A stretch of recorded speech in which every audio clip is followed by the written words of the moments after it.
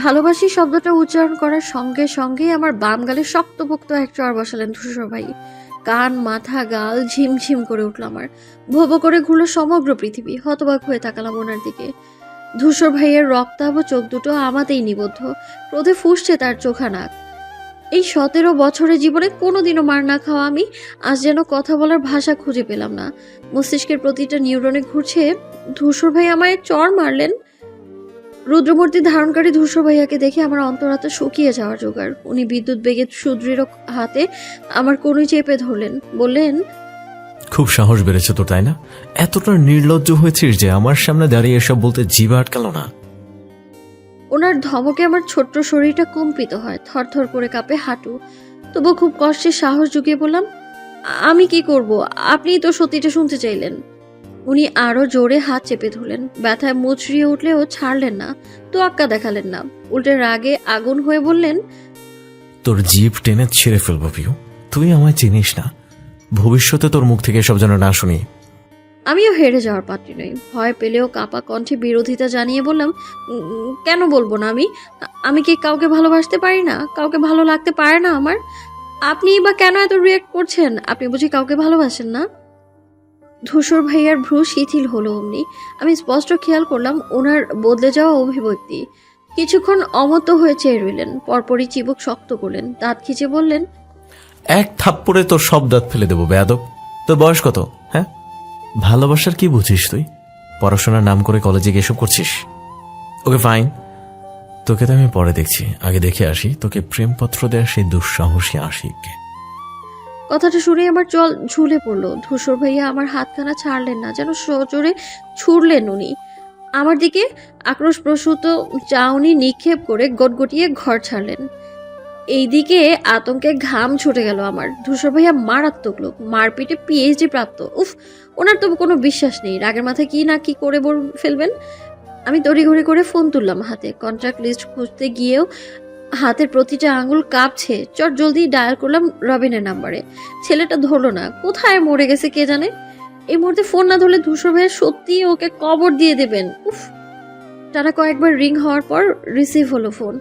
ওপাশ থেকে রবিন অবিশ্বাস্য কণ্ঠে বলল, পিউ, তুমি আমায় ফোন করেছো? আমার যতটা না ভয় লাগছিল এর থেকে অধিক মেজাজ খারাপ হলো রবিনের মুখে তুমি শুনে। ও কিন্তু বরাবর আমাকে তুই বলেই সম্বোধন করে। বেশ কিছুদিন ধরেই চলছে এই তুমিময় নাটক। আমি খুব তাড়াহুড়ো কণ্ঠে জিজ্ঞেস করলাম, কোথায় আছিস তুই? কেন, দেখা করবে নাকি? এই চুপ কর। এই মুহূর্তে যেখানে আছিস পালা, কোথাও গিয়ে লুকিয়ে পড়। যা, একটা কাজ কর, সেলুনে গিয়ে বস, ওটা সেফ জায়গা। রবিন ভ্রু কুঁচকাল, আগামাথা না বুঝে বলল, কেন, কি হয়েছে? লুকাতে যাব কেন? আমি হাঁ হুতাশ করে বললাম, না লুকালে তোর কপালে ভীষণ দুঃখ আছে রে রবিন। ধূসর ভাই তেড়ে যাচ্ছেন তোর কাছে। রবিন তটস্থ হয়ে দাঁড়িয়ে পড়ল। ককেন, আমি তো কিছু করিনি। সেদিনের পর থেকে তোমার বিরক্ত করিনি পিউ। তুমি কি ওনার কাছে আমার নামে নালিশ করছো? আরে নালিশ করিনি, তবে ওনার হাতে তোর লেখা চিঠি আছে। এবার তুই ঠিক কর, পালাবি না ওখানে বসে থাকবি? আমি সাবধান করার দরকার ছিল, করলাম। জান বাঁচানো ফরজ, এই কথা মাথায় রেখে কোনো গর্তে গিয়ে লুকা তুই। যা, রাখছি আমি। রবিন ঢোক গিলল, আতঙ্কিত হয়ে চারপাশ দেখলো। কপাল বেয়ে দরদর করে পড়ে যাওয়া ঘামটা মুছেই চট করে দৌড় লাগালো। এদিকে আমি ফোনের লাইন কাটলাম। মুখ ফুলিয়ে শ্বাস ফেলে একটু ধাতস্থ হলাম। গালের হাড় ব্যথায় টনটন করছে। কি মারটাই না মেরেছে, পাষাণ লোক একটা।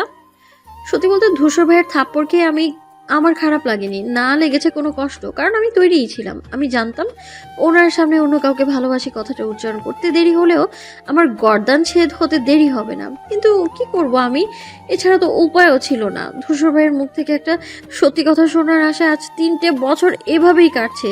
কি না করেছি আমি, কত চেষ্টা চালিয়েছি, কত পন্থা অবলম্বন করেছি, কিন্তু না, কাঙ্ক্ষিত ফলাফল এখনো পাইনি। আমি আজও বিভ্রমে ভুগি। ধূসর ভাই আমায় ভালোবাসেন নাকি বাসেন না, উত্তরগুলো আমারই মতো বিভ্রান্ত। তারা একবার হ্যাঁ বলে তো পরের বার আবার না। তবে উনি আমায় ভালোবাসুক আর না বাসুক, আমি যে ওনার প্রেমের রীতির মতো হাবুডুবু খাচ্ছি, এতে তো কোনো ভুল নেই। ওনার প্রতি অনুভূতি আমার অতল স্পর্শী সমুদ্রের ন্যায়। উনি সামনে এলেই আমার হৃদয় কাঁপে, কেমন অস্থির অস্থির লাগে। মনে হয় আমি নেই, হাওয়ায় ভাসছি, উড়ছি মেঘের সাথে পাল্লা দিয়ে। মাঝে মধ্যে তো লজ্জা শরম বিসর্জন দিয়ে ক্যাবলা বনে চেয়ে রই ওনার দিকে। আমার এই সর্বনাশা শুরু হয়েছিল সেই দিন, যেদিন প্রথম ওনার দেখা পেয়েছিলাম। ধূসর ভাই আমার চাচাতো ভাই, মেজ চাচুর একমাত্র ছেলে, অথচ ভাই বোনের দিক থেকে সবার বড়। আমাদের একান্নবর্তী পরিবার।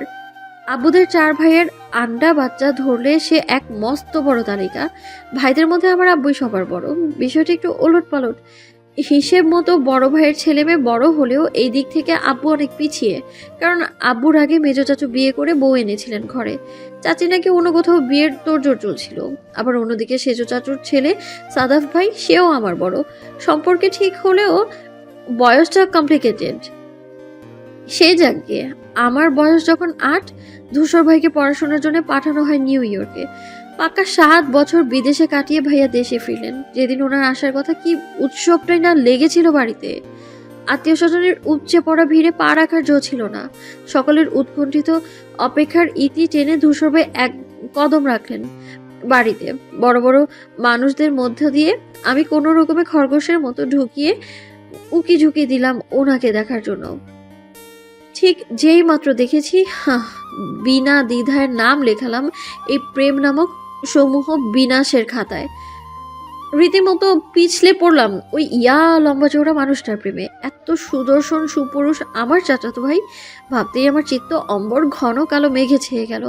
ওনার পাশে ভাই শব্দটা একটু মানতে ইচ্ছে করলো না।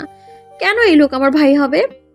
পরিবারের বাকিরা ওনাকে ভাইয়া ভাইয়া বলে মুখে ফেনা তুললেও আমি কখনোই ওনাকে ভাইয়া বলে ডাকিনি। 6 ফুটের অত বড় একটা লোককে ধূসর ভাই বলে সম্বোধন করেছি। এভাবে তো মানুষ পাড়াপড়শি কেউ ডাকে, তাই না? ওনাকে সম্বোধনের দিক দিয়ে যত দূরে ঠেলবো, মনের দিক দিয়ে তত কাছে আসবেন। কিন্তু উনি একটা ফালতু লোক, একটা গর্ধব, একটা বোকারাম। আজ 3 বছর আমি ওনার চোখের সামনে ঘুরঘুর করে এত এত প্রেম ঢেলে দিচ্ছি, অথচ এই মানুষটা চোখেই পড়ছে না। সে দুনিয়ার সব বোঝে না শুধু আমাকে। যেন প্রেম কি আদৌ জানেই না। ছেলেদের বেশি সুন্দর হতে নেই, হলেই তাদের অহংকার বেড়ে যায়। এই যেমন ওনার আকাশচুম্বী ভাব। উনি আমাকে মনে করেন ড্রেনের ময়লা পানি, যা দেখলেই নাক মুখ কুচকে আসবে। আমাকে ধমকানো যাবে, রাগানো যাবে, আজকের পর মারাও যাবে, কিন্তু ভালোবাসা যাবে না। কখনো ভালো করে তাকায় অবধি না। সেই লোকের আবার ভালোবাসা, ভাবতেই তো আমার মনটা ছোট হয়ে এলো। কাঁদো কাঁদো চেহারায় ঘর থেকে বের হলাম আমি। অমনি সামনে বললেন আম্মু। বেখেয়ালে আমাকে একবার দেখে আবার সতর্ক চোখে তাকালেন। তোর গালে দাগ কিসের?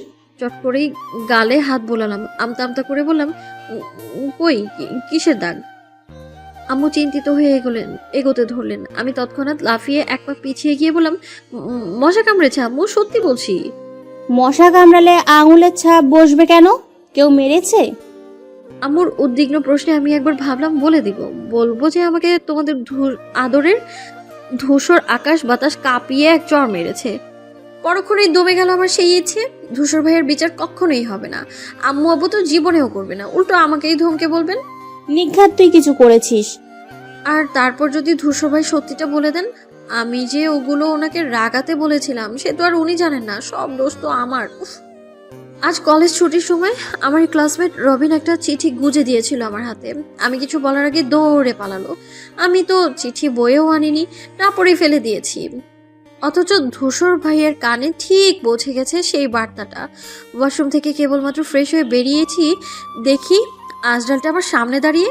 আমাকে দেখতেই কটমটে কণ্ঠে বলে প্রশ্ন ছুড়লেন, ছেলেটাকে?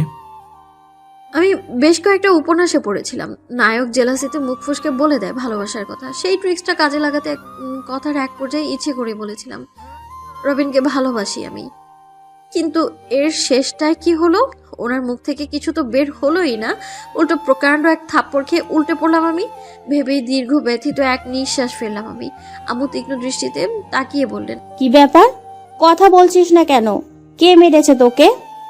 আমার সম্বিত ফিরলো। কথা ঘোরাতে বললাম, কে মারবে? কি যে বলো না আম্মু, তুমি কি কাজে যাচ্ছিলে? যাও না আম্মু, আমার অনেক দাঁড়ানোর সময় নেই। মিছিমিছি ব্যস্ততা দেখিয়ে একরকম পালিয়ে এলাম। পেছন থেকে আম্মু অনেকবার ডেকেও আমাকে দাঁড় করাতে পারলেন না। আমি গিয়ে উকি দিলাম সাদিফ ভাইয়ার ঘরে। আস্তে করে ডাকলাম, ভাইয়া, ও ভাইয়া। না, সাড়া এলো না। ভাইয়া তো এ বাসায় এই সময় বাসায় থাকেন। আজ তো রবিবার, তবে কি ছাদে? ঘুরে তাকাতে যাব, অমনি একটা প্রশস্ত বুকের সঙ্গে ধাক্কা লাগলো নাকে। পিছিয়ে পড়ে যেতে ধরলেই সাদিক ভাইয়া যত্র হাত টেনে ধরলেন আমার। টালমাটাল আমিটাকে সোজা করে দাঁড় করিয়ে এলেন। তুই কি সত্যি এত পুষ্টিহীনতায় ভুগছিস পিউ? সামান্য একটা ধাক্কা খেয়ে এভাবে পড়ে যায় কেউ?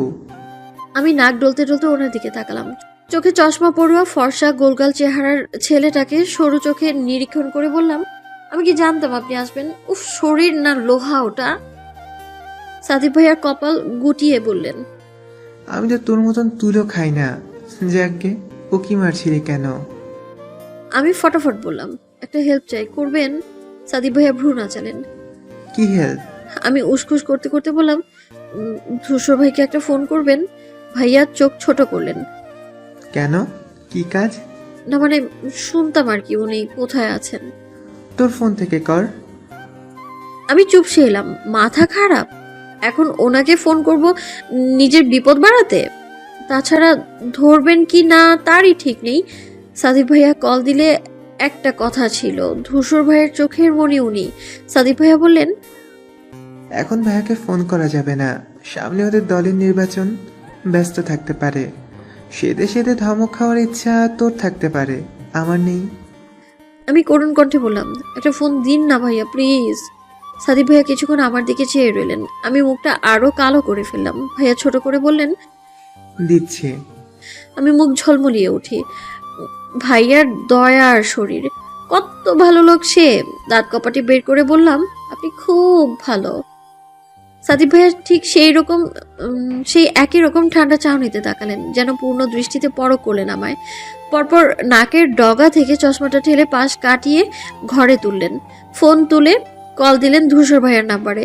রিং হতে হতে কেটে গেলেও ধরলেন না তিনি। সাদিক ভাইয়া আবারও ফোন করলেন।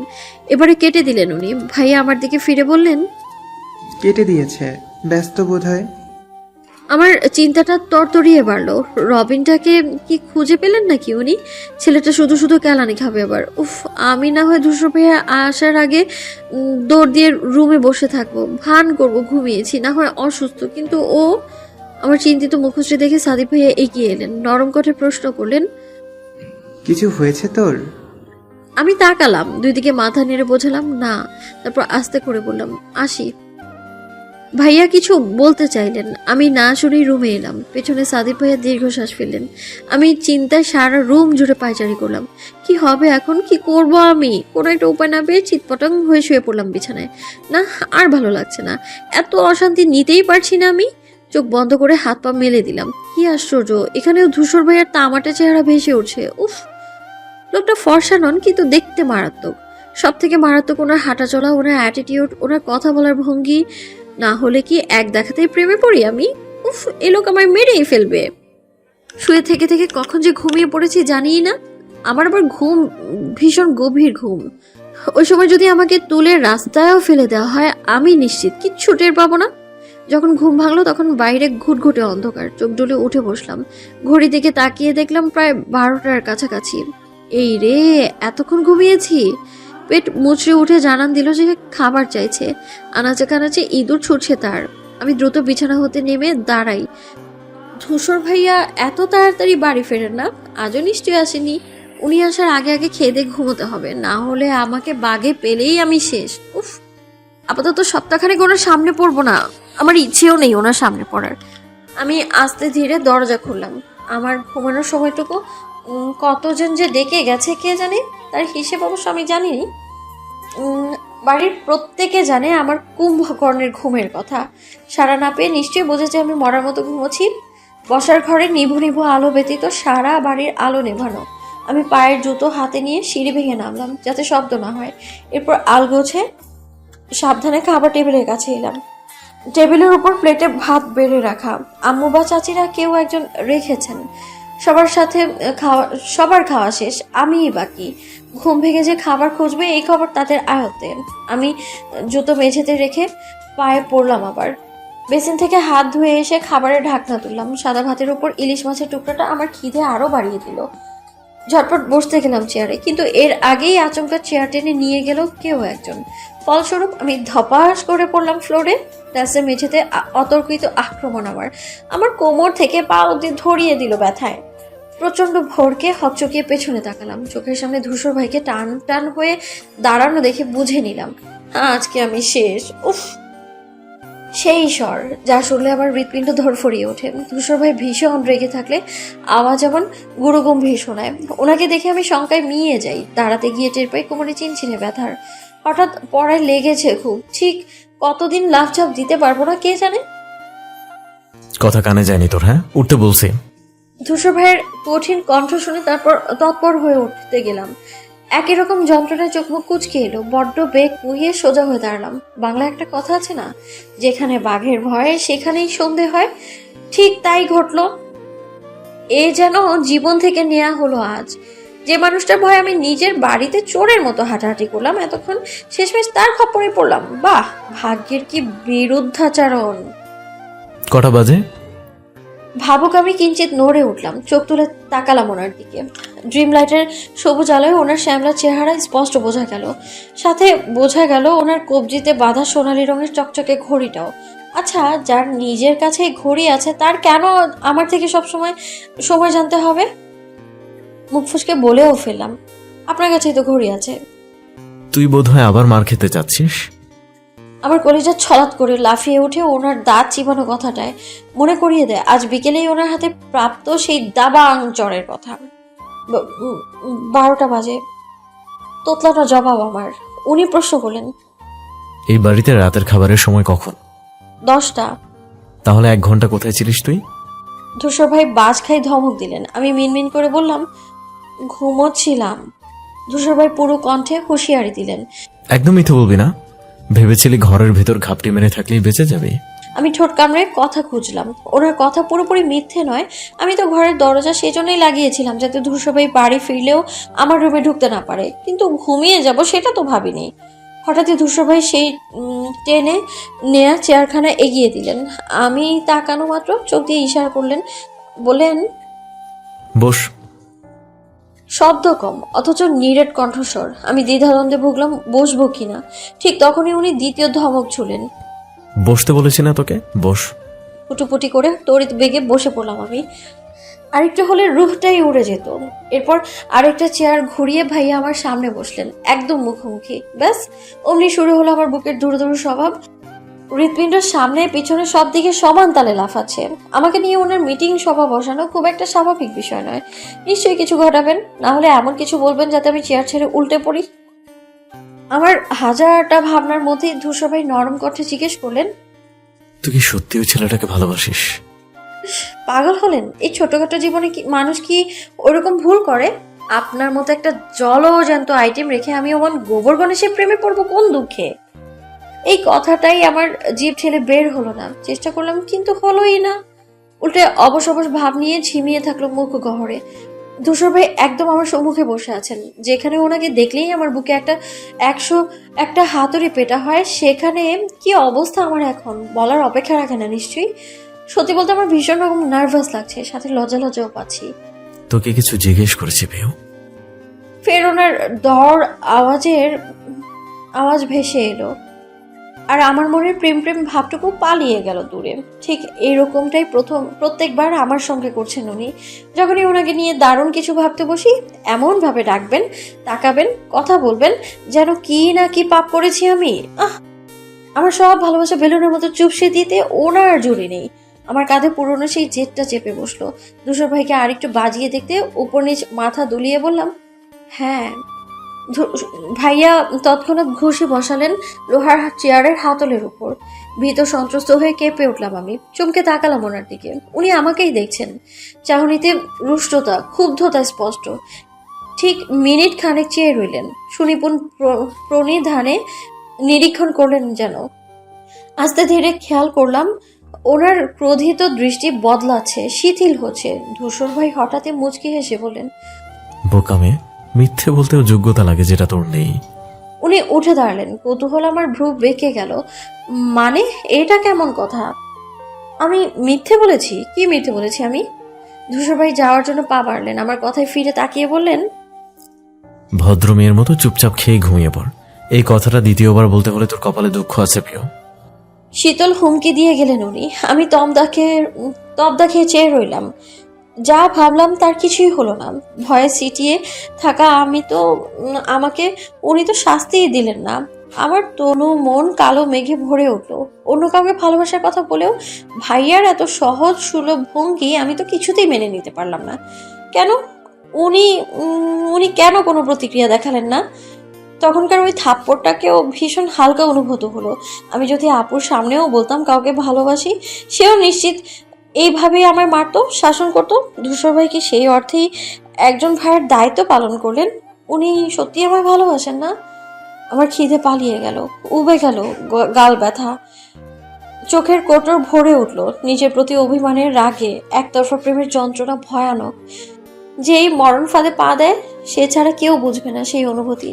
আমার এক সমুদ্র প্রেম ফিকে হয়ে গেল আজ। চোখ থেকে জলটা গাল অবধি আসার আগে মুছে নিলাম। চুপচাপ ঘরের জন্য পা বাড়লাম। যদি একটি বারও পারতো সব চিন্তা ভুলে আসতে। আমি সব হারাতাম তাকে পেতে। হায়, কবে পায়ের শিকল খুলবে, আমার প্রেমের পর্দা উঠবে। আমি চেয়ে থাকি সেই দিনের সীমানায়। বোঝে না, সে বোঝে না। কানে হেডফোন গুঁজে ফুল ভলিউমে গান শুনছিলাম, সাথে হৃদয় তোলপাড় করে কান্না পাচ্ছিল। আসলেই সে বোঝে না। এই গান অরিজিৎ সিং আমার জন্য গেয়েছেন। ধূসর ভাইয়ের শাস্তি না পেয়ে আমার ব্যথিত হৃদয় ডুব দিয়েছে কুল হারানো অথৈ সাগরে। কেন যে ওই মানুষটার প্রেমে পড়তে গেলাম? হঠাৎ মনে হলো দরজা ধাক্কাচ্ছে কেউ। আমি কান থেকে একটা হেডফোন সরিয়ে নিশ্চিত হতে চাইলাম। পরপর আবারও জোরালো কড়াঘাতের শব্দ। তৎক্ষণাৎ উঠে দরজা খুলতে এগোলাম। এত রাতে আমার ঘরে কে আসবে? ওপাশের মানুষটার ভীষণ তারা, কি ব্যস্ত হাতে ধাক্কাচ্ছে। তার ব্যস্ততাও আমাকে ছুঁয়ে দিল। তাড়াহুড়ো করে দরজা খুলতেই আমার কাঙ্ক্ষিত মানুষটার দেখা মিলল। ধূসর ভাই, পরে কালো হাফ হাতা টি শার্ট আর চেক ট্রাউজারে যেন পুরো টসটসে স্ট্রবেরি। আমার এতক্ষণের মনোকষ্ট সব ছুটে পালালো ধূসর ভাইয়ের রূপ দেখে। আহ, কি সুন্দর আমার ধূসর ভাই! আল্লাদে গলে গলে পড়তে গিয়েও আমি তটস্থ হয়ে দাঁড়ালাম। এত রাতে উনি আমার ঘরে কেন? ঠিক তখনই ভাইয়া গম্ভীর কণ্ঠে বললেন, সামনে থেকে সর। আমার ভ্রুদয় বেঁকে গেল। সামনে থেকে সর মানে কি? এটা তো আমার ঘর। আমি দাঁড়িয়ে থাকবো যতক্ষণ ইচ্ছে ততক্ষণ। অথচ এই কথা ওনার সামনে উচ্চারণ করার ধৃষ্টতা আমার কোনো কালেই ছিল না। বাধ্য মেয়ের মতো একপাশে সরে দাঁড়ালাম। তাই ধূসর ভাইয়া ভেতরে ঢুকলেন। তখনই খেয়াল পড়লো ওনার হাতের ট্রের দিকে। আমার চোখ বেরিয়ে এলো প্রায় যখন সেখানে খাবার দেখলাম। দরজা লাগা না থাক, এমনি চাপিয়ে দে। যা যা বললেন আমি তাই করলাম। উনি সোজা গিয়ে বসলেন বিছানায়। ট্রে সামনে রেখে আমার দিকে ঘাড় কাত করে তাকালেন। অমনি আমার মনের আঙিনায় বিদ্যুৎ চমকালো। এইভাবে কেউ তাকায়, খুন হব নির্ঘাত। উনি কোমল কণ্ঠে বললেন, এদিকে আয়। ডাক শুনে আমার এক মুহূর্ত দেরি করার ইচ্ছে হলো না। মন চাইলো এক ছুটে ওনার কাছে যেতে। দ্রুত হাঁটতে গিয়ে বাঁধালাম বিপত্তি। মেঝেতে বিছানো পাপসে হোঁচট খেলাম, উল্টে পড়তে নিলাম। ধূসর ভাই আগত পরিস্থিতি অনুমান করতে পেরে ত্রস্ত ভঙ্গিতে এগিয়ে এলেন আমাকে ধরতে। কিন্তু লাভ হলো না। উনি আমাকে সামলে নেওয়ার আগেই আমি হুমড়ি খেয়ে পড়লাম ওনার উপর। ফলাফল, দুজন একসঙ্গে মেঝেতে। ব্যথা জায়গায় ফের ব্যথা পেয়ে আমার জ্ঞান হারানোর উপক্রম হলো। গগন বিদারী চিৎকার ছোড়ার কথা ছিল, অথচ আমি ইহজগতের সব কিছু ভুলে বসলাম। যখন বোধগম্য হলো আমি আসলে ধূসর ভাইয়ের বুকের উপর পড়েছি। আমার ঠোঁট দুটো আলাদা হয়ে গেল নিজেদের জোর খাটিয়ে। ধূসর ভাইয়ের এত কাছাকাছি এসে কেমন কেমন যেন লাগছে। ইস, মরে যাবো না তো খুশিতে। তুই ঠিক আছিস? আমি যখন ক্যাবলার মতো তাকিয়ে ধূসর ভাইয়ে এই প্রশ্নটাই ছুড়ে দিল, আমি উত্তর হিসেবে মাথা তোলালাম। আপনাকে কিভাবে বলবো ধূসর ভাই, ভেতরে ভেতরে একদম ঠিক নেই। আমার হার্টবিট যে 10 গুণ জোরে চলছে। সে খবর রাখলে এই প্রশ্ন করতেই পারতেন না। ওর তাহলে। আমি নির্লজ্জের মতো আওড়ালাম। কেন? আমার তো বেশ ভালোই লাগছে। ইচ্ছে করছে সারা জীবন এইভাবেই থাকি। ধূসর ভাই তাজ্জব বনে তাকালেন, ভ্রু গুছিয়ে বললেন, থাপ্পড় খাবি? আমার সম্বিত ফিরল। নিজের কথা খেয়াল পড়তেই নির্বোধ বনে গেলাম। লজ্জায় হাঁসফাঁস করে যত্র উঠে দাঁড়ালাম। পরপর ধূসর ভাই উঠে পড়লেন। আমি ওনার দিকে চোখ তুলে দ্বিতীয়বার তাকানোর সাহস পেলাম না। কোনটায় মরি অবস্থা আমার। মাথাটা ঠুকে দিতে ইচ্ছে করলো দেয়ালে। কি বললাম এটা? ধূসর ভাই কি ছেঁচড়াই না ভাবলো আমার। ছি! একটু সাবধানে চলতে পারিস না? এক্ষুনি একটা অঘটন ঘটলে কি হতো? অঘটন তো ঘটেই গেছে। এই যে আপনি আমার মন নিয়ে ছিনিমিনি খেলছেন, এর থেকে বড় অঘটন আর হয় বলুন তো? হা করে তাকিয়ে আছিস কেন? আমার ধ্যান কেটে গেল, মেরুদণ্ড সোজা করে চোখ নামালাম। ধূসর ভাই আরেক দিকে তাকিয়ে মুখ ফুলিয়ে শ্বাস ফেলেন, বললেন, তোকে বলেছিলাম খেয়ে রুমে আসতে, না খেয়ে এলি কেন? ধূসর ভাই কথা খুব কম বলেন তা নয়, যতটুকু দরকার ততটুকু, কিন্তু একটু রাগলেই ওনার ভরাট কণ্ঠ আরো ভারী শোনায়। আর যা শুনলে আমার প্রাণ হয় ওষ্ঠাগত। এখন কি উত্তর দেব আমি? আপনার শোকে কাতর হয়ে খিদে মিটে গেছে বলে দেব? আরে না না, আরেকটা ছাত্রম হবে তো। তারপর আস্তে করে বললাম, খেতে ইচ্ছে করেনি। আমি তখনও ওনার দিকে তাকাইনি। উনি আবার গিয়ে বসলেন আগের জায়গায়, ডাকলেন, এখানে বস। না তাকিয়ে আস্তে ধীরে গিয়ে বসলাম ওনার ঠিক সামনে। ধূসর ভাই প্লেট হাতে ধরে কিছুক্ষণ থম মেরে থাকলেন, যেন ভাবলেন কিছু গভীর। আমার মন আনচান আনচান করছিল, উনি কি আমার খাইয়ে দিবেন? কিন্তু না, উনি তা করলেন না। উল্টো প্লেটটা আমার দিকে ঠেলে দিয়ে বললেন, খেয়ে নে। আরো একবার ঝরঝরে কাচের ন্যায় আমার মনটা ভেঙে দিলেন উনি। বললাম, পরে খাবো। ধূসর ভাই চোখ পাকিয়ে বললেন, এক্ষুনি। আমার অল্প বিস্তর জেদটা টিকলো না আর। ধূসর ভাই হাত টেনে নিয়ে গ্লাস থেকে পানি ঢেলে ধুয়ে দিলেন। উপায় না পেয়ে ভাত মেখে মুখে দিলাম। যদি খাইয়ে না দেবে তাহলে ঢং করে খাবার আনার মানে কি ছিল?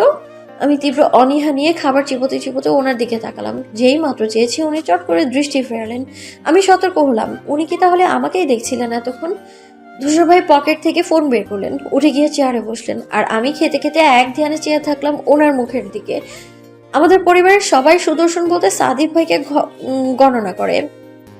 ফর্সা, গোলগাল, স্বাস্থ্য উন্নত, কিন্তু আমার পৃথিবীর শ্রেষ্ঠ সুন্দর পুরুষটি হলেন ধূসর ভাই। ওনার গায়ের রং শ্যামলা, অথচ বাকি সবটা মন কাড়া। আমার কাছে ধূসর ভাই মানে আস্ত একটা ডেইরি মিল্ক। কথা বলে না, পাগলের সুখ মনে মনে, আমারও হয়েছে সেই রোগটা। ধূসর ভাই আমায় ধমকালেও আমার মনে হয় উনি আমাকে ভালোবেসে ধমক দিলেন। উফ, আমি আর বেশি দিন বাঁচবই না। এই নিষ্ঠুর ধূসরের প্রেমে শহীদ হব কনফার্ম। আমি খেয়ে দিয়ে প্লেট গুছিয়ে টেবিলে রাখলাম। খাওয়া শেষ। ধূসর ভাই না তাকিয়ে বললেন, শুধুমাত্র প্রথমবার তোকে মেরেছি বলেই খাবারটা এই অবধি এনেছিল, তাই বলে ভাবিস না আমি বলবো যে মেরে ভুল করেছি। তোর কাজ হলো সোজা কলেজে যাবি আর তেমন ভাবি বাসায় ফিরবি। মাথা উঁচু করে কোনো ছেলের দিকে তাকালেও আমার থেকে খারাপ কিন্তু কেউ হবে না বিউ। ওনার শান্ত অথচ কড়া কণ্ঠ আমার ভেতরটা ছেয়ে গেল তুলতুলে ভালো লাগায়। অথচ কপাল গুটিয়ে বললাম, আপনি তো আর কাউকে এতটা কড়াকড়ি দেন না ধূসর ভাই। এতগুলো ভাই বোনের মধ্যে কি আমাকে খুঁজে পেলেন আপনি? মুখে কথাটা বলেও আমি খুব করে চাইলাম ধূসর ভাই একবার বলুক। হ্যাঁ পেলাম, কারণ আমি তোকে ভালোবাসি, আর কাউকে নয়। কিন্তু বরাবরের মতো আমাকে হতাশ করে দিয়ে উনি বললেন, কারণ তোর মতো বাকিরা বাদর নয় যে প্রেমপত্র হাতে করে বাড়ি ফিরবে। তাছাড়া উনি থামতেই আমি উৎসাহ নিয়ে বললাম, তাছাড়া? ধূসর ভাই তাকালেন, বললেন, চাচ্চু ঢাকার বাইরে আছে, উনি যতদিন না ফিরছেন তোদের দায়িত্ব আমার। ঢুকেছে মাথায়? ফাটা বেলুনের মতো হয়ে গেল আমার চেহারাটা। তবুও মাথা নাড়লাম, মানে সব বুঝেছি, কিন্তু অন্ধকার মুখটা কি আর লুকানো যায়? হঠাৎ ধূসর ভাই উঠে এলেন আবারও। অমনি আমার মনের মধ্যে বসন্তের কোকিল কুহু কুহু গান ধরলো। আমাকে জানালো, ধূসর ভাই তোকে চুমু খাবে না তো? সিনেমাতেও এমন অনেক হয়। বেহার মতো ভাবতেই লজ্জায় আড়ষ্ট আমি এইটুকুন হয়ে যাই, মাথা নামিয়ে নেই। কিন্তু না, ধূসর ভাই বিছানা ঘেঁষে দাঁড় করানো টেবিলের ড্রয়ার টেনে খুললেন। শব্দ পেয়ে চোখ তুললাম। এই ঘটনায় রীতিমতো নিজের কাছেই নিজেকে নির্বোধ প্রমাণ করে ভীষণ রকম আহত হলাম। ধূসর ভাই খুঁজে খুঁজে ওষুধের একটা পাতা বের করলেন। সেখানে থেকে একটা ট্যাবলেট বের করে আমার হাতে দিয়ে বললেন, খা। আমি দীর্ঘশ্বাস ফেললাম। প্রত্যেকবার ভাবি এক আর হয় আরেক। ধূসর ভাই এমন এমন চমকে দেয়া কাজ করেন, আমার আশা ভরসা সব ধূলিসাৎ হয়ে পড়তে যথেষ্ট তা। উনি গ্লাসে পানি ঢেলে হাতে দিলেন। আমি আর কোনো দ্বিরুক্তি না করে ওষুধ খেয়ে নেই। উনি বললেন, রাত অনেক হয়েছে, ঘুমো এবার, সকাল হতে হতে ব্যথা সেরে যাবে। ঠিক তখনই আবার টনক নড়ল। এটা কি ব্যথার ওষুধ ছিল? মানে আমি এতক্ষণ ওনার ভাবনায় এতটাই মজে ছিলাম, খেয়ালও করিনি। এভাবে তো বিষ খাওয়ালেও বুঝবো না ব্যথার ওষুধ। এর মানে ধূসর ভাই আমি না বলতেই বুঝেছেন আমি তখন পড়ে গিয়ে ব্যথা পেয়েছি। আমি আশ্চর্য বনে গেলাম, তাকালাম ওনার দিকে। ধূসর ভাই বেরিয়ে গেলেন ঘর থেকে। আমার সাদা কালো চেহারাটা পূর্ণিমার চাঁদের ন্যায় ঝলকে উঠল। কোথাও গিয়ে সেই পুরনো প্রত্যাশা নড়ে উঠল ভেবে। আমি না বলতেই যেন উনি আমার ব্যথা বোঝেন, তবে ভালোবাসাটাও বুঝবেন। সেই রাতটা আমার ভালো কাটার কথা ছিল, অথচ কাটেনি। ধূসর ভাইয়ের দিয়ে যাওয়া ছোট্ট একখানা আশার আলো ঝলসে গেছে আমার রাতের ঘুম। ছটফট করতে করতে শেষ রাতে ঘুমিয়েছি আমি। উঠেছিও বেলা করে, ঠিক কলেজ যাওয়ার আগে আগে। কারণ এবারে নিয়ম আছে, খুব অসুস্থ না হলে ক্লাস মিস দেওয়া যাবে না। আর এই নিয়ম স্বয়ং আমার বাবা আমজাদ শিকদার তৈরি করেছেন। তিনি এই বাড়ির কর্তা, অথচ ওই মানুষটার সঙ্গে যেন ধূসর ভাইয়ের অবাধ প্রতিযোগিতা। আমরা প্রত্যেকে যেখানে আব্বুর ভয়ে তটস্থ থাকি, ধূসর ভাই সেখানে গা ভাসানো লোক। আব্বুর ধমক, চোখ রাঙানো সবকিছুতেই উনি ভ্রুক্ষেপহীন। আব্বুও যে খুব একটা ওনাকে পছন্দ করেন তার কিন্তু নয়। আমার বাবার সব থেকে পছন্দের কাজ হলো রাজনীতি, আর ধূসর ভাই এই রাজনীতিতে ওতপ্রোতভাবে জড়িয়ে আছে। ঠিক এই কারণে ওনাকে একদিন দেশ ছাড়তে হয়েছিল, কিন্তু না, ফেরানো গেল না। তবে একটা কথা সত্যি, ওনার এই নির্ভীক ভাবভঙ্গিটাই আমার মন ফুরত করে উড়িয়ে নিয়ে গেল। ভীষণ তাড়াহুড়ো করে তৈরি হয়ে আমি নিচে নামলাম। বাড়ির সবাই তখন নাস্তার টেবিল ঘিরে বসেছে। সবাই বলতে চাচিরা আর আমার ভাই বোনেরা, কারণ এই বাড়ির পুরুষরা নিজেদের অফিসের জন্য খুব সকালে বেরিয়ে যান। ঘুম থেকে নাস্তার টেবিলে আমি আজ অবধি দেখিনি তাদের। আমি সিঁড়িতে দাঁড়িয়ে থাকলাম কিছুক্ষণ। ধূসর ভাই আসবেন না খেতে? তখনই ধূসর ভাই এলেন। ঘুম ঘুম ভাব তখনও চেহারা লেপটে আছে। উফ, কি কিউট! ও মনে হচ্ছে গালটা টিপে দিই একদম। ধূসর ভাইয়ের পাশের ফাঁকা চেহারাটা দেখি আমি দ্রুত এগোলাম ওখানেই বসবো ভেবে। অথচ আমাকে দেখা মাত্রই সাদিফ ভাই বললেন, পিউ, আয় এখানে বস। সাদিফ ভাই ওনার পাশের চেয়ার ইঙ্গিত করলেন আমায়। আমি অসহায় বনে ঘুরে গিয়ে বসলাম। বড় মানুষ, মুখের উপর তো না বলা যায় না। আমাকে দেখা মাত্রই ছোট মা বললেন। আমি পানির গ্লাসে চুমুক দিতে দিতে বললাম, কই কিছু না তো। সেজো মা বললেন, কিছু না হলে খেতে এলি না? কতজন ডাকলাম, কতবার উঠলি না? সাদিফ ভাইয়ের ছোট ভাই রাদিফ, সে দাঁত কেলিয়ে বলল, পিপি মনে হয় চাকা খেয়েছি। 10 বছরের অবধ বালকের মুখে কথাটা শুনে আমার সদ্য গেলা পানিটুকু বেরিয়ে এলো বাইরে। প্রত্যেকে অবাক চোখে তাকালো আমার দিকে। আমি খুক খুক করে কেসে উঠলাম। সেজো মা মানে সাদিফ ভাই আর আম্মু ধমকে উঠলেন, চুপ কর, কোত্থেকে শিখেছিস এসব কথা? রাদীপ কাচুমাচু করে বলল। টিভিতে দেখছিলাম নায়িকার দুঃখ পেলে ঘর আটকে বসে থাকে। সাদিপ ভাইয়া রেগে বললেন। আজ থেকে তো টিভি দেখা বন্ধ। রাদীপ কিছু বলতে হাঁ করল। সেজমা পথিমধ্যেই বললেন, আর কোনো কথা না, প্লেটের খাবার তো এক ফোঁটাও নড়ছে না, চুপচাপ খা। দুঃখী দুঃখী মুখ করে রাদীপ চুপ করে গেল।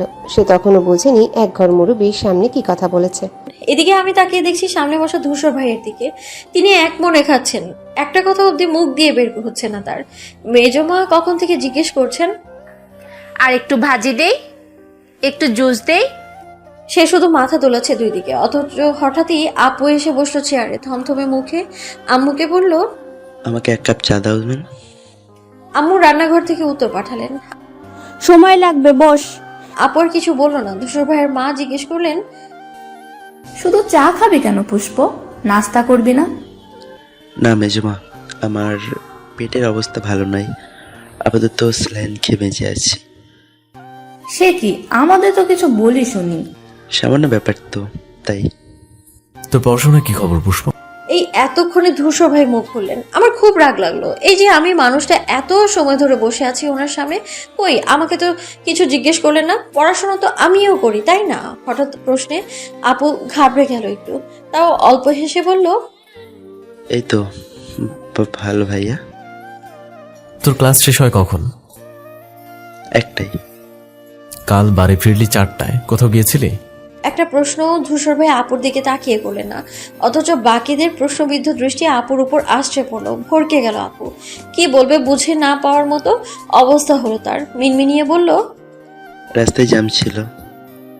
রাস্তার জ্যাম নদীর পাড়ে থাকে না বোধহয়। ফুচকা খেলে ভালো জায়গা থেকে খাওয়া উচিত, তাহলে এত স্যালাইনের দরকার পড়তো না।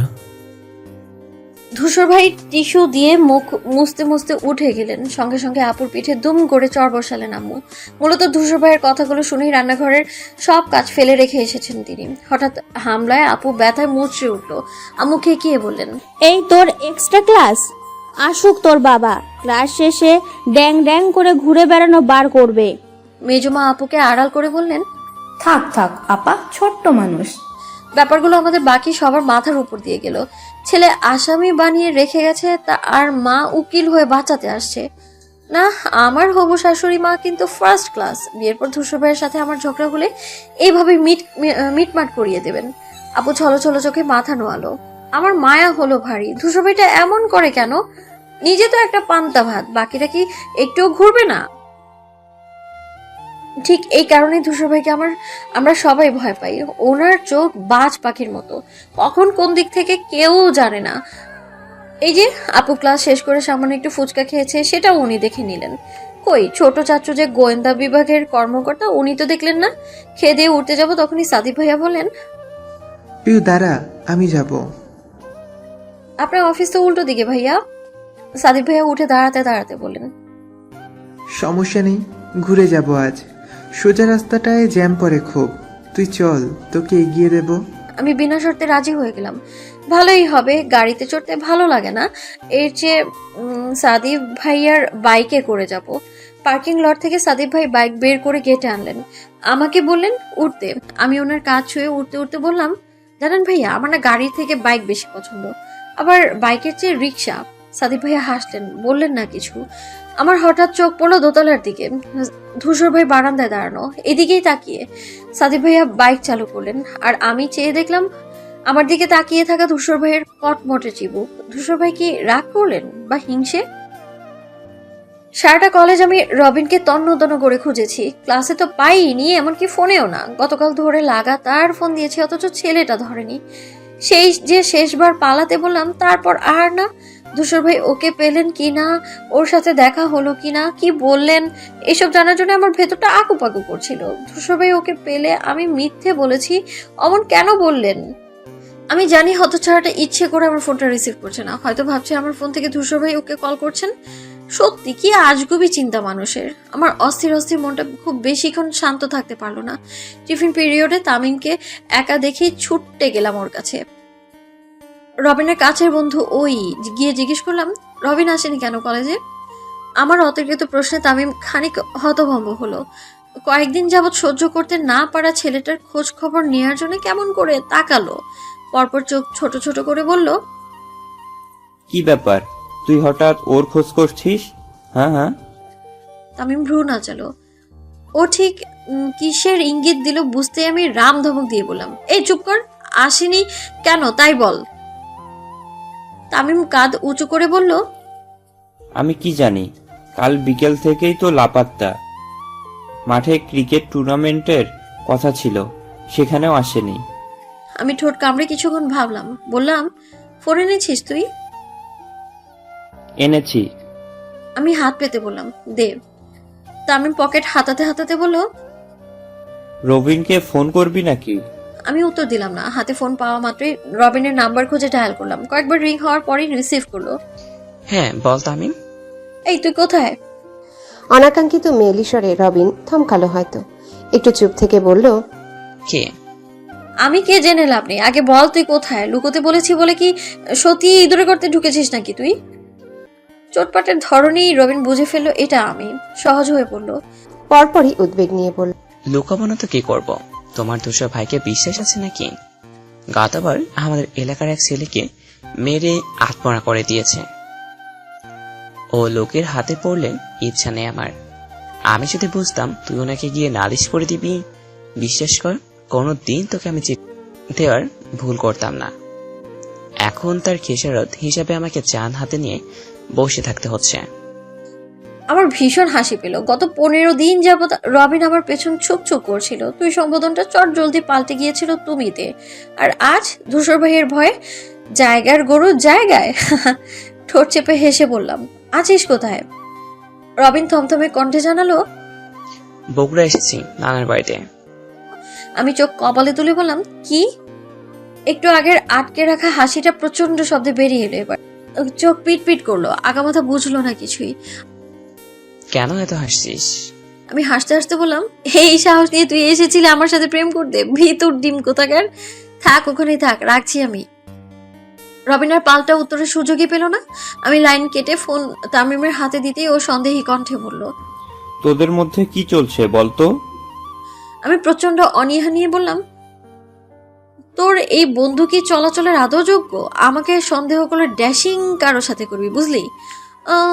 লাইক ধূসর ভাই, এইসব আতিপাতি লোকের সঙ্গে নয়, ওকে? আমি চলে এলাম, আর পেছনে তামিম বেকুব বনে চেয়ে থাকলো। এই কথার মধ্যে ধূসর ভাই ঠিক কোত্থেকে এলেন হয়তো সেটাই বোঝেনি। টিফিনের পর আরো 2টো ক্লাস হয় আমাদের। প্রথম ক্লাস নেন কবিতা ম্যাম, 2 মাস হলে এসেছেন আমাদের কলেজে, ভালোই শেখান। এই যেমন এখন হোয়াইট বোর্ডে গ্রামার বোঝাচ্ছেন তিনি, সাথে সহজ করে বিশ্লেষণ করে দিচ্ছেন। অথচ আমার মনোযোগ ওই দিকে নেই। আমার মস্তিষ্কের প্রতিটি নিউরনে ছুটছে ধূসর ভাইয়ের নাম। ওনার হাসি, কথা বলা, তাকানোর ধরন, রাগলে ফুলে ওঠা, ওনার সরু নাকের ডগা আর কুচকে ফেলা ঘন ভ্রু দুটো। আমার রাতের ঘুম তো হারাম করেছেই, সাথে কে নিয়েছে সমস্ত ধ্যান জ্ঞান। বোর্ডে ম্যামের লেখা একটা লাইনও খাতায় তুলিনি আমি, উল্টো ধূসর ভাই লিখে পুরো পাতা ভরিয়ে ফেললাম। আমার পরিষ্কার মনে আছে 3 বছর আগে ওনার সঙ্গে প্রথম সাক্ষাৎ আমার। সেই যে এখন উকি ঝুঁকি দিয়ে ওনার উপর ক্রাশ খেলাম, তার পরপরই একটা উদ্ভব ভাবনা উকি দিল মনে।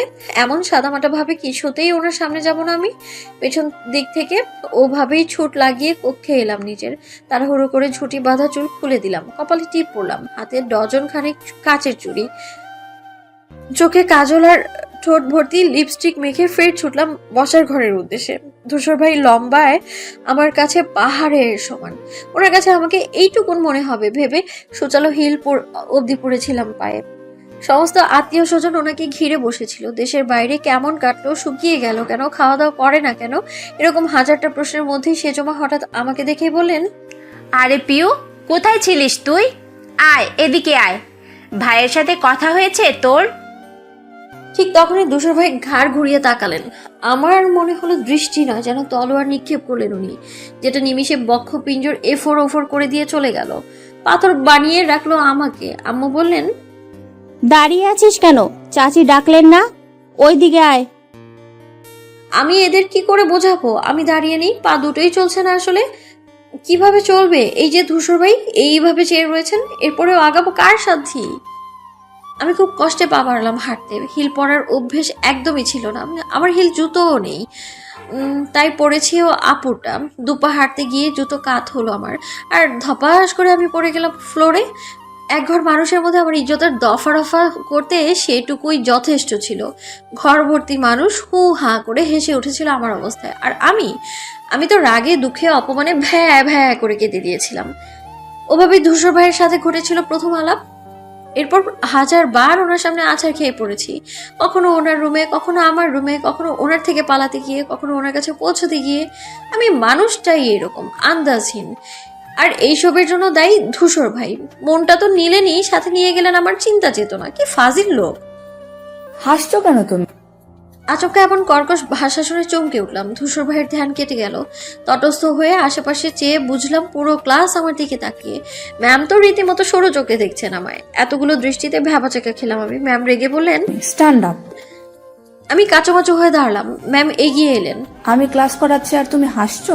হাসার কিছু ঘটেছে এখানে? আমি মাথা নিচু করে দুপাশ তুললাম। বলতে বলতে দেখলাম ম্যাম আমার খাতা খুলে হাতে তুলছেন। আমার চল ঝুলে পড়লো, কলিজা লাফ দিল ভয়ে, ঠোঁট দুটি বিড়বিড় করলো। সর্বনাশ! ম্যাম পৃষ্ঠাভর্তি ধূসর ভাই লেখাটা দেখে কটপট করে তাকালেন, ক্ষেপে একাকার হয়ে বললেন, আউট! এক্ষুনি ক্লাসের বাইরে গিয়ে কান ধরে দাঁড়াও। আমি মুখ কালো করলাম, ঠোঁট উল্টে গুটি গুটি পায়ে ক্লাসের বাইরে চলে গেলাম। ম্যাম ভেতর থেকে উঁচু কণ্ঠে বললেন, কান ধরো। তৎক্ষণাৎ কান ধরে দাঁড়ালাম। ক্লাসের ভেতরের কতগুলো ছাগল আমাকে দেখে দাঁত কেলিয়ে হাসছে। ইচ্ছে তো করছিল ইট দিয়ে বাড়ি মেরে দাঁতগুলো ভেঙে দিয়ে একদম। তোরা কান ধরলে ছবি তুলে রাখবো, দেখিস। পুরো কলেজ দেখছে আমি কান ধরেছি, কিন্তু আমার একটুও খারাপ লাগছে না। ভালোবাসার জন্য মানুষ কত কি করে, আর আমি একটু কান ধরতে পারবো না? 8 ঘন্টা পার হয়েছে আমি দাঁড়িয়ে আছি। ম্যাম ক্লাস নিচ্ছেন তো নিচ্ছেনই, ওরা কি দয়া মায়া নেই? এতক্ষণ দাঁড়িয়ে থাকা যায়? আমার যে পা ব্যথা করছে, একটু বসতে বলেও তো পারেন, আমি না হয় বসে বসেই কান ধরতাম। হঠাৎ বাইকের শব্দ পেয়ে ঘাড় ঘুরিয়ে তাকালাম। অসময়ে অপ্রত্যাশিত ধূসর ভাইকে দেখি রীতিমতো ভরকে গেলাম। ধূসর ভাইয়ের তো বাইক নেই, কার বাইক এটা? উনি বাইক থেকে নামলেন। একা নন, সাথে আরেকটা ছেলে আছে। আচ্ছা, ধূসর ভাই এখানে এসেছেন কেন? আমার জন্যে?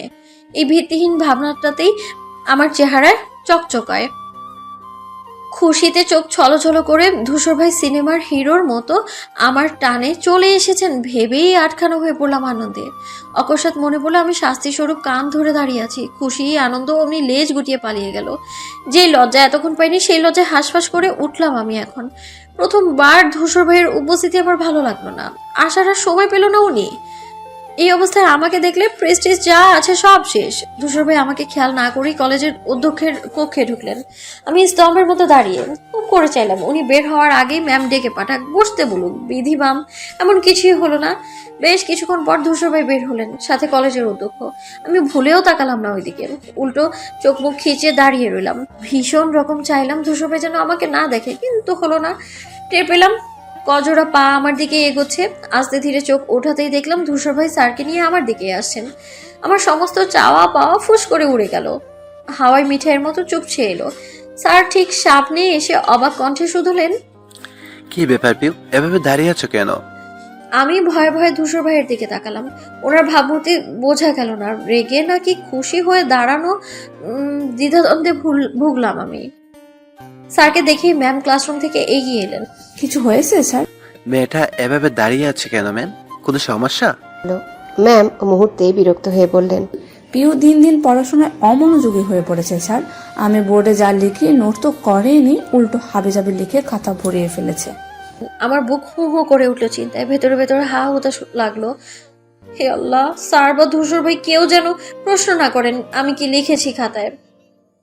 হলো, এবার আমার প্রার্থনা কবুল হলো। কেউ জিজ্ঞেস করলেন না, তবে স্যার নম্র কণ্ঠে আমায় বললেন, এরকমটা তোমার থেকে আশা করা যায় না পিউ। তুমি ব্রাইট স্টুডেন্ট, সে যদি এরকম করে বিষয়টা হতাশজনক। আমি চোখ নামিয়ে আস্তে করে বললাম, সরি স্যার। স্যার থেমে গেলেন না, এরপরেই আমার সব থেকে অপছন্দের আর বিদঘুটে লাইনটা ওড়ালেন, তুমি দূষরের বোন, দূষরের রেজাল্ট তো বিলিয়ন ছিল, তোমারও উচিত সেভাবে আগানো। দিল আমার মেজাজটাই খারাপ করে দিল এই ভদ্রলোক। মাথা নিচে রেখে আমার ভ্রু কুঁচকে এলো। ইচ্ছে করলো স্যারের কানে নিচে গিয়ে চেঁচিয়ে বলি, আমি ধূসর ভাইয়ের বোন নই, বুঝেছেন আপনি? স্যার একের পর এক উপদেশ দিচ্ছেন। আমাদের সব ভাই বোন এই কলেজ থেকে পাশ করে বেরিয়েছে, কারণ ভালো কলেজ আবার বাসারও কাছে। সেই অর্থে ধূসর ভাইও এই কলেজে প্রাক্তন স্টুডেন্ট। আমি চোখা চোখে একবার ধূসর ভাইয়ের দিকে তাকালাম। ঠিক তখনই উনি স্যারকে বললেন, আমার মনে হয় আপনাদের আরেকটু স্ট্রিক্ট হওয়া দরকার। ক্লাসে মনোযোগ না দিলে শুধু কান ধরানোই নয়, প্রয়োজন পড়লে হাফ চেয়ার বানিয়ে রাখা উচিত। আমি হাঁ করে ওনার দিকে তাকালাম। শত্রু তো আমার ঘরেই রে ভাই, কোথায় আমি এতক্ষণ এইভাবে দাঁড়িয়ে দেখে উনি কষ্টে মরে যাবেন তা না। আমি এখন আসছি স্যার, কিন্তু আপনি আসবেন? ধূসর ভাইয়ের কথাটায় স্যার গলে গলে বললেন, আরে নিশ্চয়ই নিশ্চয়ই, তুমি নিজে এলে আমন্ত্রণ জানাতে আমি আসবো না। Thank you. স্যারের সাথে হাত মিলিয়ে ধূসর ভাই চলে গেলেন। একবার পেছন ফিরে আমায় দেখলেন না অবধি। কি নির্দয় মানুষ! অভিমান হলো আমার। ছোট্ট হৃদয়খানা দুঃখের সাগরে ভেসে গেল।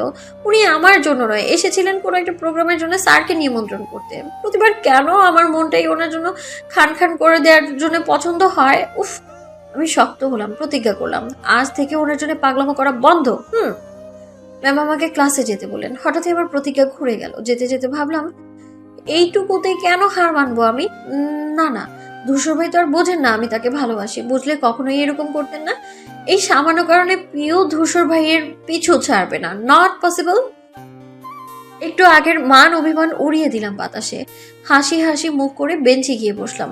আমার বেস্ট ফ্রেন্ড তানহা এগিয়ে এলো। ম্যামের চোখ এড়িয়ে ফিসফিস করে বলল, হাসছিস কেন পিউ? এভাবে কান ধরে দাঁড়িয়ে তোর লজ্জা করছে না? আমি অবাক হয়ে বললাম, নিজের কানেই তো ধরেছি, লজ্জা করবে কেন? তানহা তপ দেখে কিছুক্ষণ বোকার মতো চেয়ে রইল আমার মুখের দিকে। আমি ম্যামের দিক চোখ রেখেই বললাম, গ্রামার আমার চেহারা না, বোর্ডের দিকে তাকা। মেয়েটা ধাতস্থ হয়, হা হা করা মুখটা তৎক্ষণাৎ বন্ধ করে বোর্ডের দিকে ফিরে। আর আমি গালে হাত দিলাম, খুব করে ভাবতে বসলাম, কি করলে ধূসর ভাই বুঝবেন আমি ওনাকে ভালোবাসি। কলেজ কোচিং সব সেরে বাসায় ফিরতে ফিরতে সন্ধে হয় আমার। যেহেতু শীতের সময় বেলাটাও বেশ ছোট, সাদিক ভাই সন্ধ্যার পর পর বাড়ি ফিরেন। এই তো এক্ষুনি এসেই ধপ করে বসে পড়লেন সোফায়, যার অন্য মাথায় বসেছিলাম আমি। উনি ক্লান্তিতে মাথাটা এলিয়ে দিলেন পেছনে। আমি টেলিভিশনে মুভি দেখছিলাম, ইন্টারেস্টিং সিন চলছে, চোখ মুখ সিরিয়াস। তখনই সাদিক ভাই মাথায় টোকা দিয়ে বললেন, সারাক্ষণ শুধু টিভি দেখিস, এক গ্লাস পানি নিয়ে তো যা। আমি একটু বিরক্তই হয়েছি, তবে সাদিক ভাইয়ের শ্রান্ত মুখখানা দেখে মায়াও হলো। উঠে গেলাম বিরক্তি না করে। গ্লাসে পানি এনে হাতে দিলাম। নেওয়ার সময় সাদিক ভাই তাকালেন, সাথে হাসলেন চমৎকার করে। আমিও মৃদু হাসলাম উত্তরে। সাদিক ভাইকে পানি দেওয়ার কাজটা নতুন নয়, এটা যেন আমারই। উনি অফিস থেকে ফিরেই আমার থেকে পানি চাইবেন, তাতে চোখের সামনে থাকি বা না থাকি। রুমে থাকলেও নাম ধরে ডেকে আনবেন নিচে, তারপর সুন্দর করে হেসে বলবেন, এক গ্লাস পানি নিয়ে আয়। তাতে আশেপাশের লোক থাকুক বা না থাকুক, এ নিয়ে প্রথম ভীষণ চোটপাট করেছি। এটা কি আমার চাকরি নাকি? তারপর ভাইয়া ঠিক করলেন প্রতিদিন প্রতি গ্লাস পানির জন্য 100 টাকা বরাদ্দ। এই চাকরি পাওয়ার জন্য আপু রাদিফ কম চেষ্টা করেনি, অথচ সাদিক ভাই যেন পণ করে বসেছেন উনি আমাকেই নিয়োগ করবেন, অন্য কাউকেই না। সাদিক ভাই পেশায় একজন চার্টার্ড অ্যাকাউন্টেন্ট, সবে চাকরি পেয়েছেন উনি, স্যালারিও আলহামদুলিল্লাহ। আর এতেই উনি হয়ে উঠেছেন আমাদের পরিবারের চোখের মণি। প্রথম বাবা কাকারা চাপ দিয়েছিলেন ব্যবসায় যোগ দিতে, কিন্তু না, সাদিক ভাই পেশন ছাড়বেন না। ধূসর ভাই অবশ্য সাদিক ভাইকে ছোট থেকে ভীষণ আদর করেন, পিঠাপিঠি তো মিলটাও বেশি।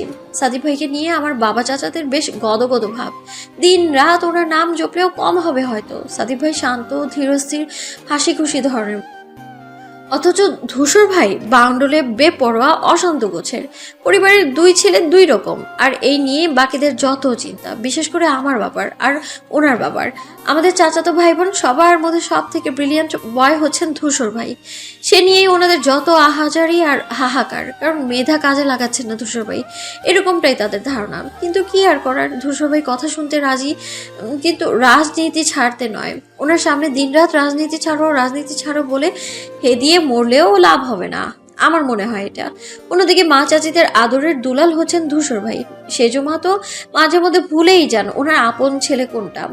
2 ভাই খেতে বসবে, কিন্তু সেজমা খাতির যত্নে ভরিয়ে দেবেন ওনাকে। সাদিক ভাই চটপটে ভঙ্গিতে গ্লাস ফাঁকা করলেন, লম্বা করে শ্বাস ফেলে আমার দিকে এগিয়ে দিলেন। আমি কপাল গুটিয়ে বললাম, আপনার খুব তাড়াতাড়ি বিয়ে করা দরকার সাদিক ভাইয়া। প্রথমবার আমার থেকে ধারণাতীত কিছু শুনে ভাইয়া অবাক হলেন। কেন? এই যে আপনাকে পানি দিতে গিয়ে আমি মুভির কত কিছু মিস করি, একটা ভাবি থাকলে এটা আর হবে না তো। ফ্রিতে খাওয়াস, স্যালারি দেই না? আমার কথা আটকে গেল। আসলেই তো, আমিও কোনোভাবে সাদিক ভাইয়ের বেতনভুক্ত কর্মচারী। সাদিক ভাই উঠে দাঁড়ালেন রুমে যাবেন বলে, তবে যাওয়ার আগে কণ্ঠ খাদে নামিয়ে বললেন, এই রহস্য একদিন বুঝবি পিউ, আর একটু বড় হ, তারপর বলবো। ভাইয়া চলে গেলেন। আমি কৌতূহলী হয়ে চেয়ে রইলাম সেই দিকে। 18তে পা দেব, আর কত বড় হব? আর কি এমন কথা যা তখন বলবেন, এখন না? ধূসর ভাইকে সকালে নাস্তা টেবিল ছাড়া পাওয়া যায় না, উনি খুব কম খেতে বসেন সবার সাথে। দুপুরে তো আমরা ছড়িয়ে ছিটিয়ে থাকি, রাতে উনি ফেরেন খাওয়া দাওয়ার পর। অবশ্য তা এই কদিন যাবৎ, কারণ ওনাদের দলের মেয়র নির্বাচন সামনে, সে নিয়ে ছুটোছুটি করছেন। আজ শুক্রবার, একমাত্র সাদিক ভাই ছাড়া বাকি সকলের ছুটির দিন।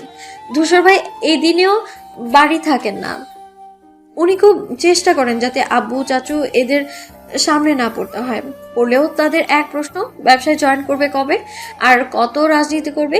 এবার এসব ছাড়ো, এসব শুনে আমার নিজেরই কান পচে গেছে। সেখানে ধূসর ভাইয়ের না জানি কত খারাপ অবস্থা। আজ সকালে আমি আগে এসে চেয়ারে বসেছি, যত্ন করে পাশের চেয়ারটা খালি রেখেছি। ধূসর ভাই আসবেন, বসবেন এখানে। রাদীপ বাদরটা খুব চেষ্টা করলো, অথচ আমি কিছুতেই ওকে বসতে দিলাম না। বয়সে ওর থেকে 8 বছর বড় হলেও সমান তালে বাচ্চামো করলাম আমি। আম্মু ধমকালেন, আপু চোখ পাকালো, কিন্তু আমার অটল সিদ্ধান্ত বদল হলো না। এটা ধূসর ভাইয়ের জন্য, উনি বসবেন আর আমি খাওয়ার সাথে সাথে একটু একটু করে আর চোখে তাকাবো। এই অনুভূতি কি কাউকে বোঝানো যায়? কিন্তু প্রতিবারের মতো আমাকে আহত করে দিয়ে সাদিক ভাইয়া ধুম করে বসে পড়লেন। আমি বারণও করতে পারলাম না। এই মানুষটাকে নিয়ে আর পারি না, কতগুলো চেয়ার ফাঁকায় এখানেই বসতে হলো। আমার মন খারাপ হলেও একটু শব্দ করতে পারিনি। উপর থেকে আপু কপালে ভাঁজ ফেলে বললেন, তুই কি এতক্ষণ সাদিক ভাইয়ার জন্য চেয়ার ধরে রেখেছিস? আমি 2 দিকে মাথা দোলাতে গিয়ে খেয়াল করলাম সাদিক ভাই আমার দিকে তাকিয়ে। তৎক্ষণাৎ উপর নিচে দুলিয়ে বোঝালাম, হ্যাঁ। সাদিক ভাই মুচকি হেসে চায়ের কাপে চুমুক দিলেন, আর আমি বসে রইলাম থমথমে চেহারায়। আম্মু পরোটা সেকে প্লেট ভরে নিয়ে এলেন। ছোট মা তার থেকে একটা নিয়ে ছোট ছোট টুকরো করেছিলেন। ওনার পাশে চেয়ারে 2 পা উঠিয়ে বসে রিক্ত আমাদের পরিবারের সর্বকনিষ্ঠ সদস্য, বয়স মাত্র 8 হলেও পাকা মতো এগিয়ে। চাচি এখনো খাইয়ে দেন ওকে, মাঝে মাঝে আমরাও দেই। সেজমা আম্মুকে বললেন, আপা তুমি এখন বসো, আমি বাকিটা সামলাই। আম্মু ঘাড় নাড়লেও বসলেন না, একই রকম কাজে ব্যস্ত রইলেন। বাড়ির বড় বউ হওয়ায় ওনার কাঁধে দায়িত্বের ভীষণ চাপ। এমনটা নয় যে কেউ চাপিয়ে দিয়েছে, আম্মু আসলেই এরকম, কাজ ছাড়া দুদণ্ড বসে থাকতে পারে না।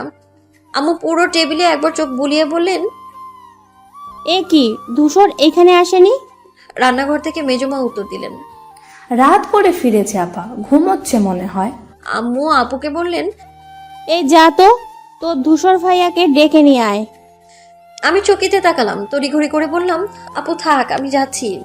অনুমতির তোয়াক্কা করলাম না, কেউ কিছু বলার আগে ছুট লাগালাম। সিঁড়ি দিয়ে উঠতে উঠতে ছোট মা সাবধান করলেন, কে শোনে কার কথা। আমি এক দৌড়ে ধূসর ভাইয়ের ঘরে ঢুকে গেছি। ওনার ঘরের দরজা চাপানো ছিল। আমার জোরালো ধাক্কায় দেয়ালের সঙ্গে লেগে বিকট এক শব্দ হলো, আর আমি থমকে দাঁড়ালাম, ভরকে গেলাম। চকিতে বিছানার দিকে তাকালাম, না, ধূসর ভাই জেগে যায়নি। মুখ ফুলিয়ে স্বস্তির নিঃশ্বাস ফেলে পিলপিল পায়ে এগিয়ে এলাম ওনার দিকে।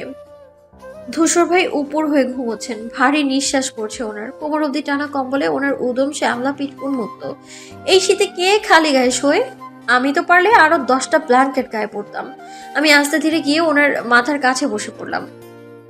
না, বিছানায় নয়, ফ্লোরে হাঁটু ভেঙে বসেছি। তারপর গালে হাত দিয়ে নিপুণ অভিনিবেশে দেখতে শুরু করলাম আমার ধূসর ভাইকে। ইস, কি নয়নাভিরাম মুখশ্রী ওনার!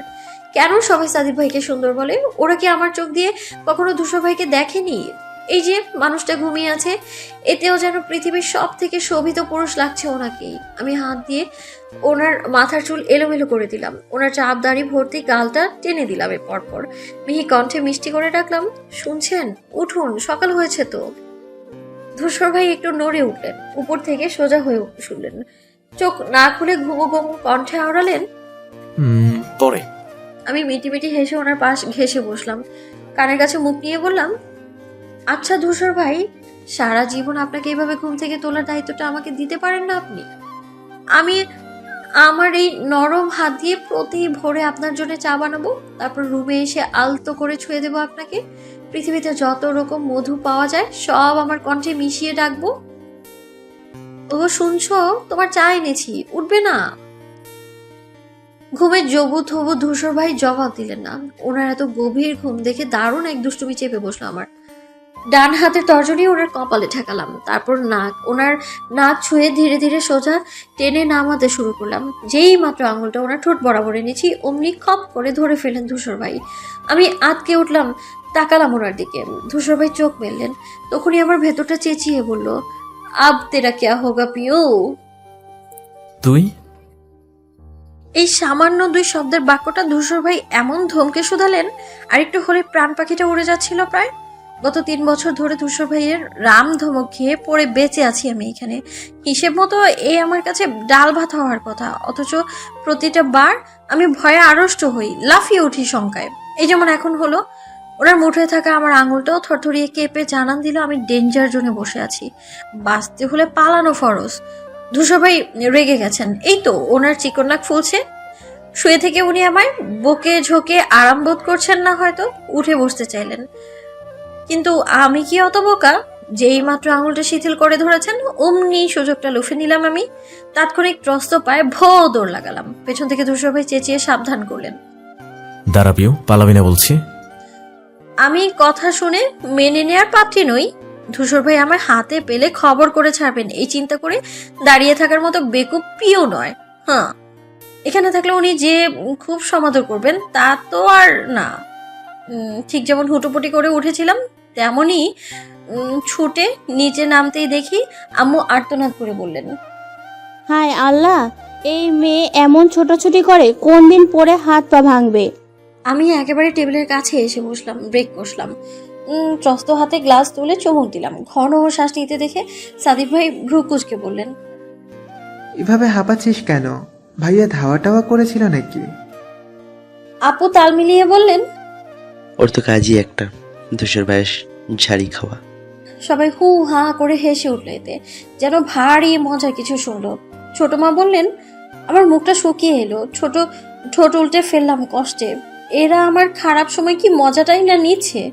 নিক, এমন একদিন আসবে যখন ধূসর ভাই রসগোল্লার চেয়েও মিষ্টি করে আমার সাথে কথা বলবেন। তখন সবার এই দাঁত কপাটি কোন গাছের মাথায় থাকে তখনই আমি দেখব। মেজমা আমার অন্ধকার মুখ দেখে এগিয়ে এলেন কাছে, মাথায় হাত বুলিয়ে বললেন, মন খারাপ করিস না, ধূসর তো একটু ওই রকমই, তুইও কেন শুধু শুধু ওকে ডাকতে গেলি? এটাও কোনো কথা হলো? উনি অমন বলে আমি ওনার কাছে যাব না? আমার প্রেম এত ঠুনকো নাকি মেজমা? সামান্য কারণে তোমার ছেলের সঙ্গ ত্যাগ করলে তুমিই তো বলবে আমার ছেলেটাকে কেউ ভালোবাসে না, দীর্ঘশ্বাস ফেলবে, পুত্রবধূ পালাতে চাইবে, আর এই ঝুঁকি পিও নেবে? কদাপি না। সাদিক ভাই মোলায়েম কণ্ঠে বললেন, আয় খেয়ে নে, মুখ কালো করে থেকে কি লাভ হবে? আমি লম্বা শ্বাস ফেলে ফের সাদিক ভাইয়ের পাশে গিয়ে বসলাম। আমার খালি প্লেটে উনি যত্ন নিয়ে পরোটা ভাজি তুলে দিলেন। তারও অনেক পরে ধূসর ভাই ঘর থেকে বের হলেন, একেবারে পরিপাটি হয়ে সিঁড়ি ভেঙে নামলেন। আমি মনের দুঃখে খাবার চিবোতে চিবোতে তাকালাম কেবল। অমনি ফিটফাট ধূসর ভাইকে দেখেই খাবার গলায় আটকে গেল। মুখটাকে হা করে চেয়ে রইলাম আমি ওনার দিকে। নেভি ব্লু শার্ট পরে হাতা গোটাতে গোটাতে নামছেন উনি। আম্মুর মুখে অনেকবার শুনেছি নেভি ব্লু রংটা ফর্সাদের জন্যে, ওদের ভালো মানায়, কিন্তু না, ধূসর ভাইকে দেখে মনে হলো আম্মু সম্পূর্ণ ভুল। ধূসর ভাইকে তো ফাটাফাটি লাগছে, একেবারে আমার স্বপ্নের রাজপুত্রের আপডেট ভার্সন। সাদিক ভাইয়ের খাওয়া শেষ, তিনি হাত ধুতে উঠে গেলেন। ধূসর ভাই চেয়ার ফাঁকা দেখে আমার পাশেই এসে বসলেন। অমনি শুরু হলো আমার বুকে ধুকপুক ধুকপুক শব্দ। ওনার শরীর থেকে আসা বেলি ফুলের কড়া পারফিউমের গ্রানে আমার নাসারন্ধ্রের উথাল পাথাল শুরু হলো। খুশিতে ডগমগ হওয়ার আগেই মাথায় এলো একটু আগের কথা। চট করে অভিব্যক্তি বদলে গেল আমার। সকাল থেকে ধূসর ভাইকে পাশে বসানোর জন্য মরিয়া আমি, আর এখন যেন কিছুতেই ওনাকে পাশে মেনে নিতে পারলাম না। একটু আগে যা করেছি নির্ঘাত আমার খবর আছে। আতঙ্কের কাছে আমার প্রেমানুভূতি ফিকে হয়ে গেল। চোরের মতো মুখ করে খাচ্ছিলাম আমি। ধূসর ভাইকে দেখে পরিবারের 4 নারী সদস্যই আগ্রহী হয়ে পড়লেন। কি খাবে কি নেবে এই নিয়ে হল্লাহুলি লাগালেন। হঠাৎই ধূসর ভাই আম্মুকে বললেন, হ্যালো বন্ধুরা, পরবর্তী পার্ট খুব তাড়াতাড়ি আসবে, তো সবাই অপেক্ষায় থাকো। আর চ্যানেলটি যারা এখনো সাবস্ক্রাইব করনি তারা পরবর্তী পার্ট দেখার জন্য চ্যানেলটি সাবস্ক্রাইব করে রেখো। ধন্যবাদ সবাইকে, আমাদের সাথেই থেকো।